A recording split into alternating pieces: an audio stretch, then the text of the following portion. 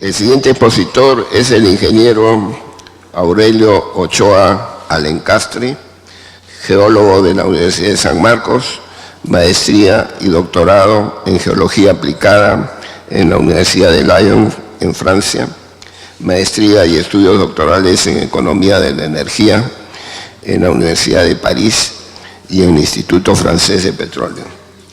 Fue profesor de la Universidad de San Marcos, de la Central en Ecuador, de la Católica, de la UNI, en la Academia Diplomática del Perú, etc.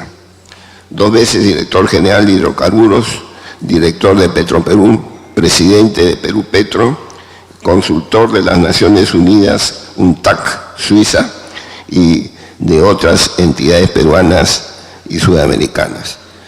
Invito al ingeniero Ochoa a que se acerque.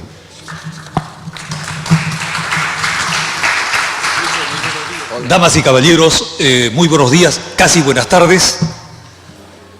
En primer lugar, para agradecer la gentil invitación de los organizadores de este importante evento ingenieril. Hoy en la mañana muchos despertaron o los tomó también de sorpresa un movimiento telúrico de regular importancia. Eso simplemente implica la liberación de energía o liberación energética de la corteza terrestre.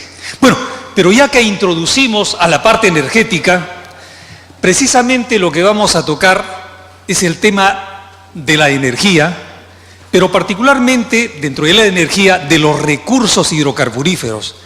Y sobre esos recursos hidrocarburíferos, un tema que quizá está siendo descuidado en nuestro país, no en otros, es el caso de la geopolítica de los hidrocarburos. Obviamente que vamos a hacer geopolítica si es que antes no tenemos, como ya lo dijeron mis antecesores colegas, ¿no es cierto?, un planeamiento estratégico en el área de la energía en general y en particular de los hidrocarburos, y observamos de tumbo en tumbo lo que viene ocurriendo, lamentablemente, porque es triste como peruanos, como ingenieros, lógicamente constatar esa situación.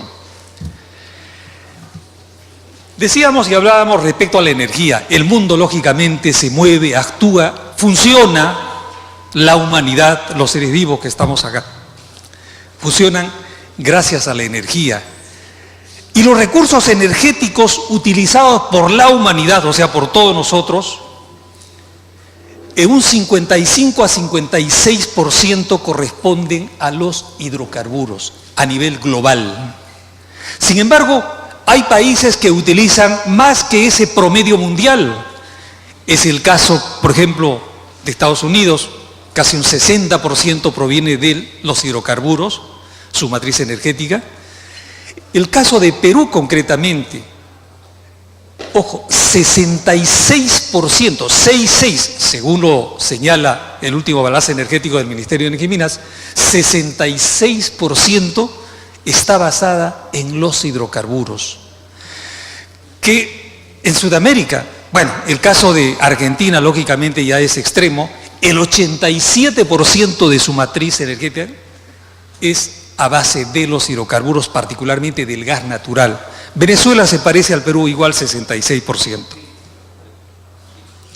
Entonces señalábamos que tanto el mundo como América Latina y particularmente nuestro país están sumergidos, se quiera o no se quiera, y todavía por muchos años, en el mundo de los hidrocarburos. Si ese es el escenario local e internacional, obviamente los diferentes países, particularmente los grandes consumidores, lo que han optado es de buscar estos recursos, me refiero a los hidrocarburos, en todas las latitudes, extremas por un lado, como es el Círculo Polar Ártico, por ejemplo, ¿no? Entonces, imagínense, y estamos viendo en la figura, cómo en este caso se han dividido los países que los circundan, se han dividido el Círculo Polar Ártico. Y lógicamente no es en realidad por el hielo que allí existe, no es para hacer helados o raspadillas, no. Es por lo que por lo que el subsuelo de esa región del planeta oculta, y precisamente son los hidrocarburos. como lo puede mostrar esta figura. Hidrocarburos en el círculo polar ártico. Entonces, resulta sintomático, el círculo polar ártico, los países que lo circundan, el caso de Estados Unidos, el caso de Canadá, el caso de los países del Mar del Norte, pero particularmente el caso de la Federación Rusa, que es donde proviene precisamente ese alimento energético para Europa que es el gas natural. Ahora, no solamente, lógico, del círculo polar ártico, pero fíjense la cantidad de yacimientos, ¿no es cierto?, en esta zona del planeta. Si eso hemos visto en lo que corresponde a esas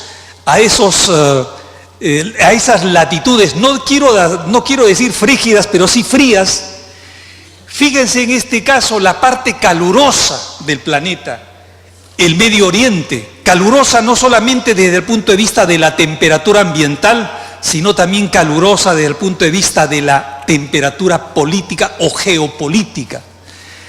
En esta zona del planeta, el Golfo Pérsico concretamente, donde están precisamente la mayor parte de estas reservas, ¿no?, tiene el 48%, casi el 48% de las reservas convencionales de petróleo, que está en este color anaranjado. El caso del gas natural, 43% casi. Esa zona neurálgica, geopolíticamente inestable, como es el Golfo Pérsico.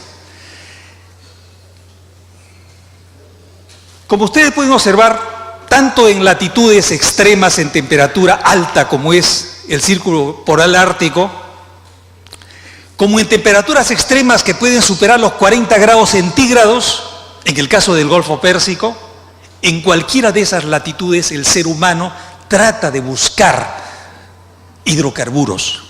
Felizmente, solamente limitado al círculo polar ártico y el caso de la Antártida, donde tenemos nuestra base Machu Picchu, felizmente, por acuerdo mundial, acuerdo internacional, es que se está respetando para no buscar allí.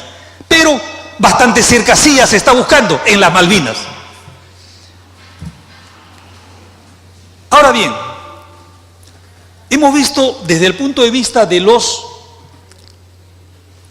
productores, de los consumidores, de los productores, pero a la vez también los productores, dado que es un producto o es un recurso o son recursos estratégicos, los hidrocarburos, entonces lo que ha ocurrido es que se han asociado los países exportadores de petróleo, la mayor parte, no todos, ¿no?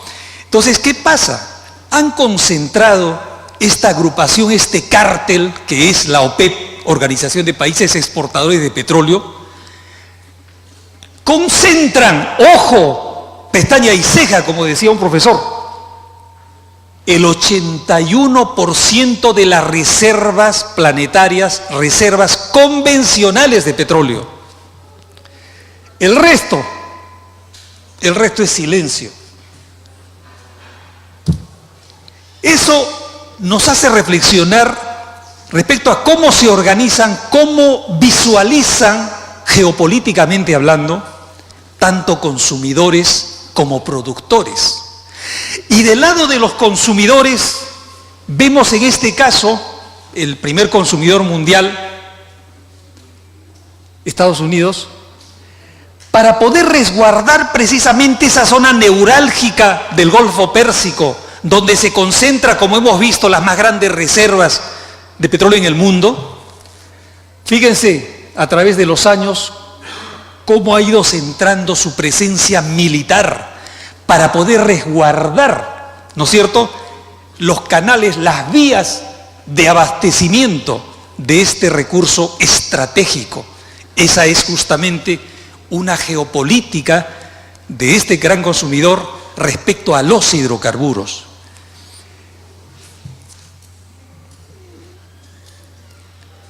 Pero no solamente está limitado al caso de Estados Unidos, corresponde a su vez a otras potencias consumidoras, lógicamente.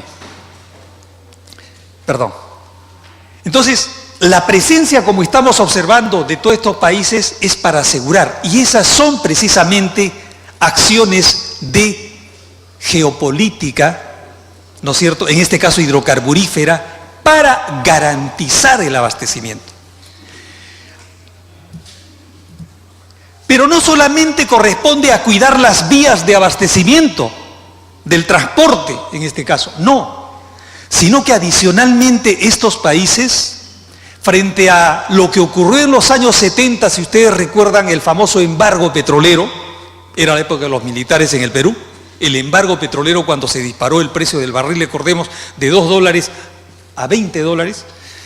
Entonces, ojo, ha hecho que estos países no solamente vean las fuentes de abastecimiento, ¿no es cierto?, diversas, sino que adicionalmente se tratase de guardar pan para mayo, vale decir petróleo para mayo. Es decir, si tengo otro embargo petrolero, pues tengo que tomar las precauciones del caso y tengo que construir reservas estratégicas de petróleo. Y así es como hicieron estos grandes consumidores. En el caso, por ejemplo, en el caso de Estados Unidos, tiene 1.770 millones de barriles de petróleo, no de petróleo en yacimientos, no, están depositados, están almacenados en grandes minas, antiguas minas de sal. Ojo, y esto le permite, por ejemplo, en promedio, para tener un abastecimiento de estos países de 90 días. En el caso de Estados Unidos, tiene cerca de 100 días en este momento. Entonces, están guarnecidos. Pero todo eso constituye precisamente los elementos de una geopolítica de los hidrocarburos que estos grandes consumidores la tienen y debieran tenerla también los pequeños, en el caso nuestro. Entonces, observamos esta situación. Voy a ir acelerando.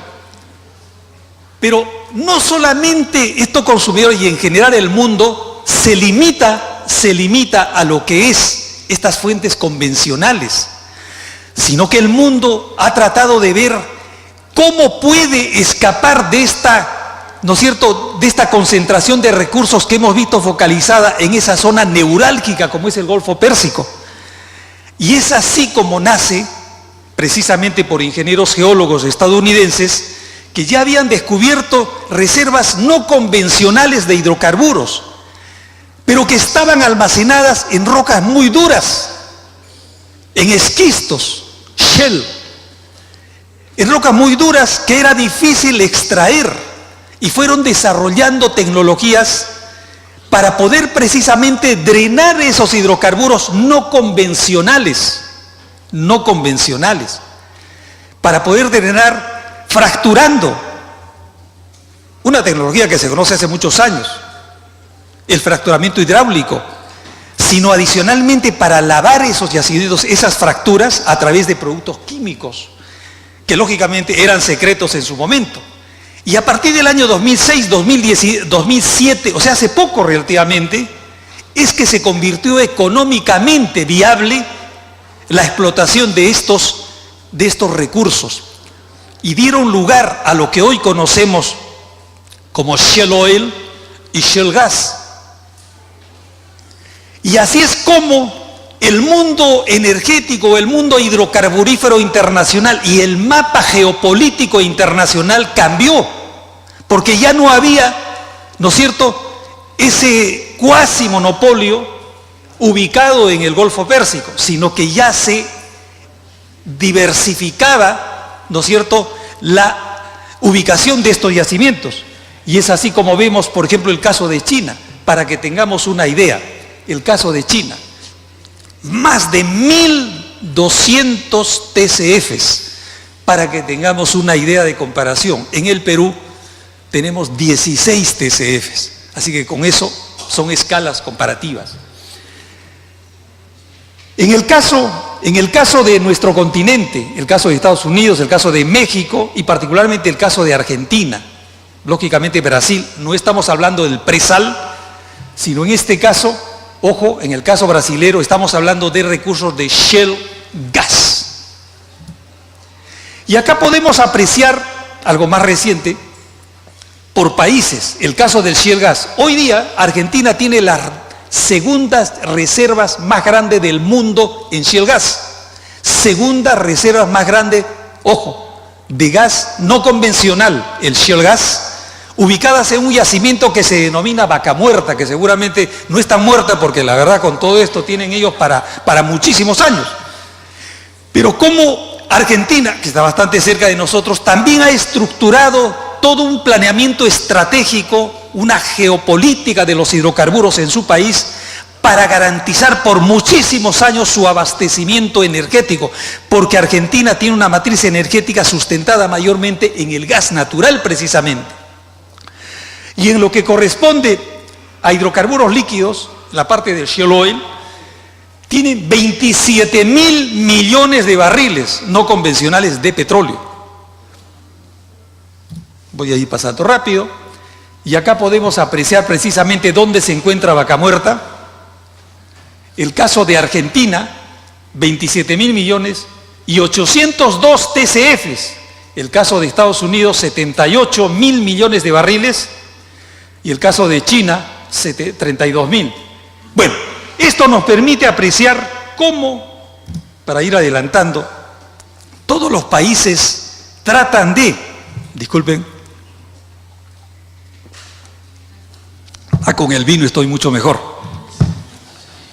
Bueno, en el caso de Brasil, ya hemos visto la parte de recursos no convencionales. El tema es ahora, en esta zona, frente a Río de Janeiro,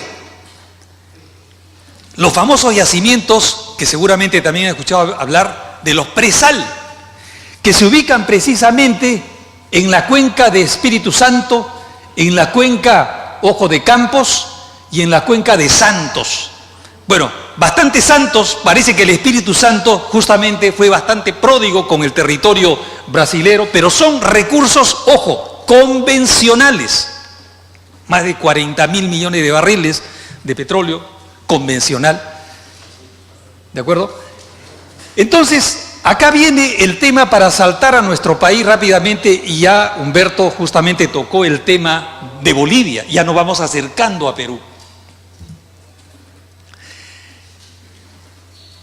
Fíjense cómo es la geopolítica de los hidrocarburos cuando países, inclusive en el caso de nuestro vecino sureño,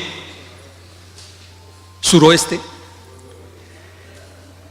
tiene en este momento un aprovisionamiento hacia Argentina y Brasil.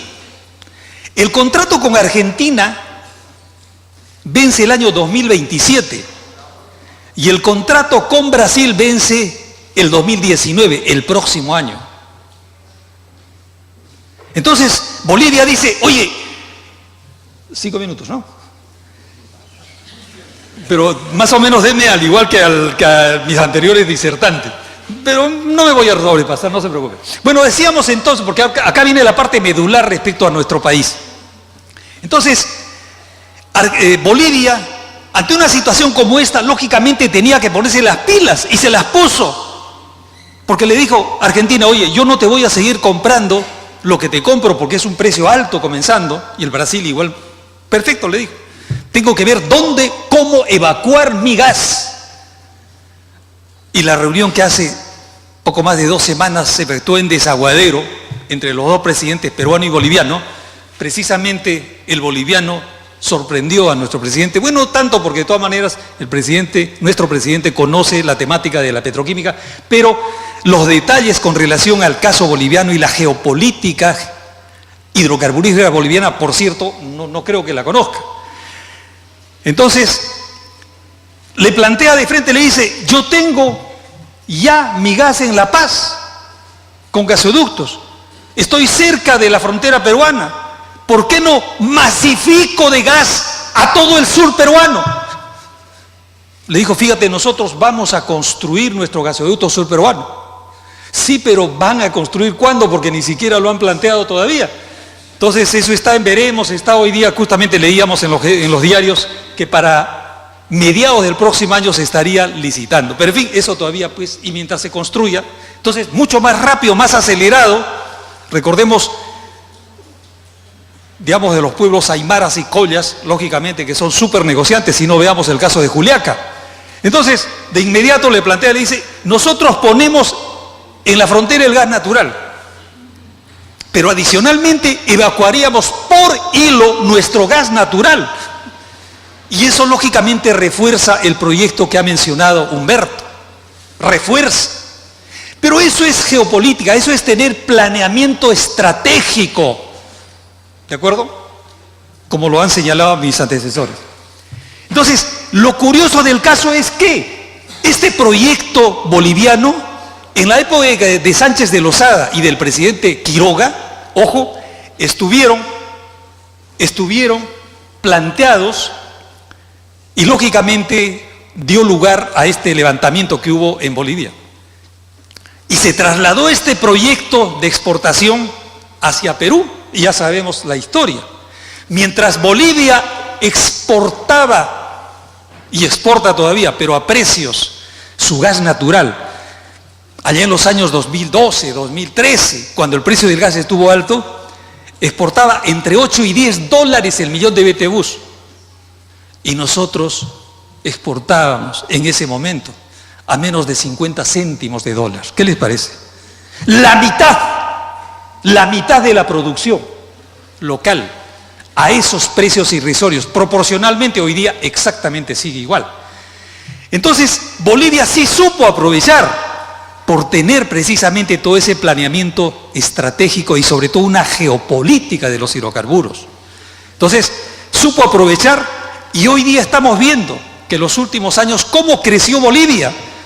Cuando nos decían que nosotros crecíamos más que todos en Sudamérica, por favor, Bolivia crecía al doble que el Perú. ¿Y con qué? Con su gas.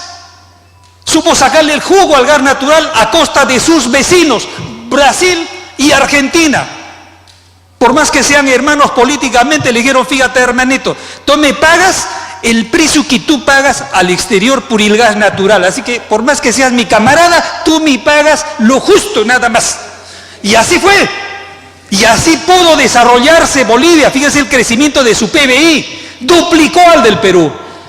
Bueno, para ir concluyendo, ¿y cómo andamos de hidrocarburos en el Perú? Algo hemos adelantado. Nosotros, con las justas tenemos, imagínense las cifras que hemos señalado, 435 millones de barriles de hidrocarburos, nada, de petróleo. Producimos 47.000 barriles diarios y consumimos 240.000 barriles. Fíjense. Lo que sí, en la parte gasífera nos damos el lujo de exportar. No importa precios irrisorios, pero somos, entre comillas, exportadores de gas natural. ¿De acuerdo? En el caso de las reservas, decíamos 435 millones de barriles, y en el caso de el gas natural, 16 millones. El tema es, oye, pero ¿qué pasa? ¿Por qué tan poco? Porque simplemente no exploramos. No perforamos pozos exploratorios. Fíjense, el año 2016 no se perforó, o se perforó 0. El año 2017, 4. El año 2018, este año va 1. En el bienio, bueno, no es porque estábamos en Perú Petro, pero el bienio 2011-2012, llegamos a perforar, ojo, 24 pozos. Lo máximo que se logró en la historia de Perú Petro. Y en la historia en realidad exploratoria del país. Obviamente, esperemos que todo esto pueda corregirse.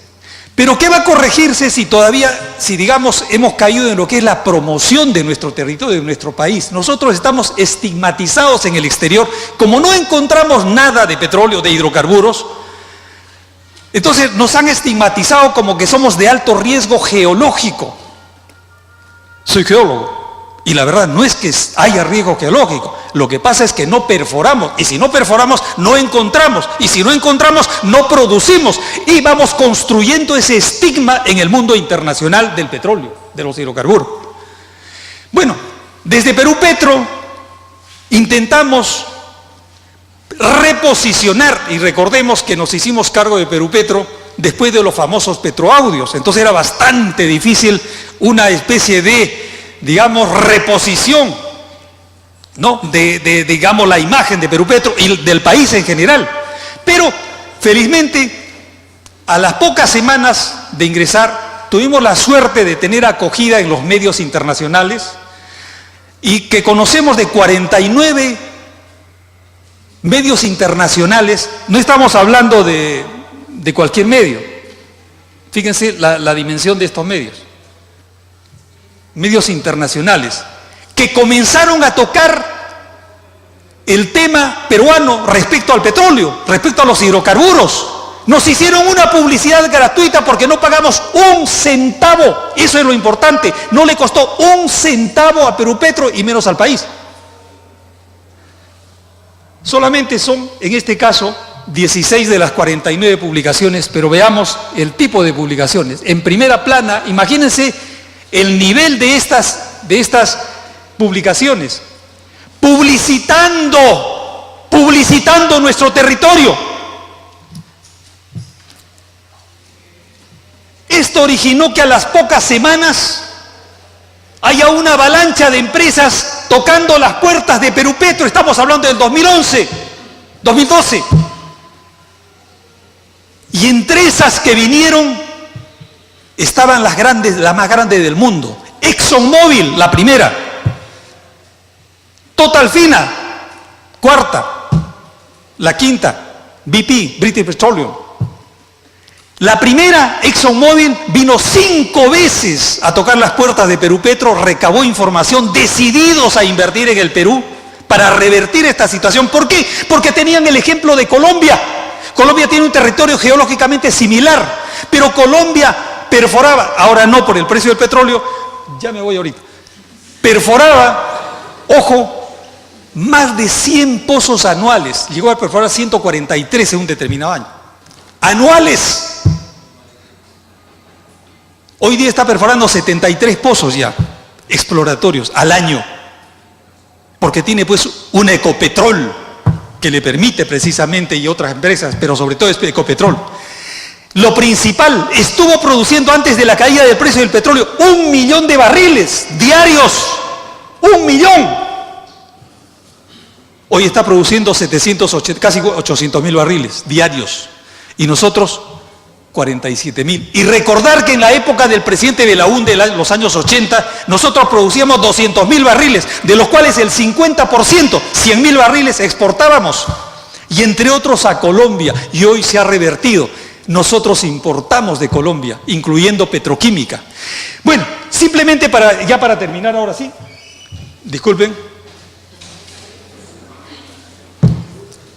El tema es que si no tenemos una política energética, no tenemos un planeamiento estratégico, no tenemos una geopolítica de los hidrocarburos, la verdad, con lo que hemos visto en el entorno internacional, es bastante penoso lo que se nos viene si es que no tomamos acción.